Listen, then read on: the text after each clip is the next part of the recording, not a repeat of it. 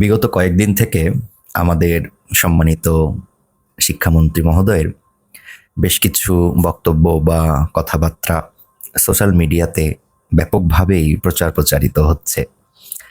আমি এগুলো follow up করছি, দেখছি। তো আমার ব্যক্তিগতভাবে আমাদের বর্তমান শিক্ষামন্ত্রীকে আমার পছন্দ ছিল। কেননা উনি ওনার এর আগের টার্মে উনি যখন শিক্ষা প্রতিমন্ত্রী ছিলেন খুব সম্ভবত, তো তখন উনি বেশ কিছু পদক্ষেপ নিয়েছিলেন, রাইট? তো আমরা সাধারণ মানুষ, আমাদের একটা আশা ছিল যে উনি এবারও আরো ভালো কিছু করে দেখাবেন। আমার কাছে আপাত দৃষ্টিতে যেটা মনে হয়েছে, উনি ওনার জায়গা থেকে অনেক কিছুই চেষ্টা করছেন, কিন্তু কেমন যেন একটা যুদ্ধ ঘোষণা ভাব তৈরি হয়ে যাচ্ছে। মানে আমি ভুল হতে পারি, কিন্তু আমার কেন জানি মনে হচ্ছে যে উনি এখন পর্যন্ত নকলের গণ্ডি থেকে বেরিয়ে আসতে পারেননি।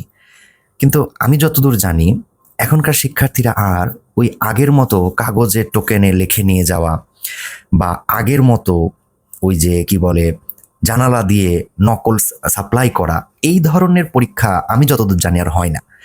কেননা আমাদের বর্তমান শিক্ষামন্ত্রীর আগের টার্মে উনি যে সময় শিক্ষামন্ত্রী ছিলেন তখন সৃজনশীল ছিল না।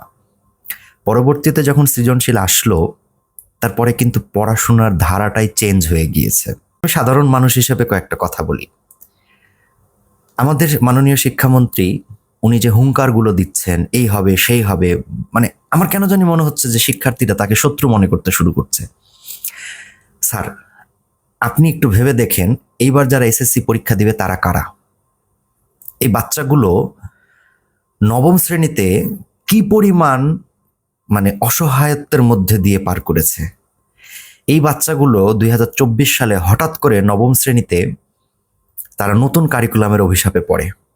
এই বাচ্চাগুলো ঠিকমতো সায়েন্স, আর্টস, কমার্স কি হবে তারা জানতোই না। তাদের এসএসসি পরীক্ষা কবে হবে বা আদৌ হবে কিনা সেটাও তাদের কাছে সন্দেহাতীত ছিল। তারা সন্দিহান ছিল এই বিষয়টা নিয়ে।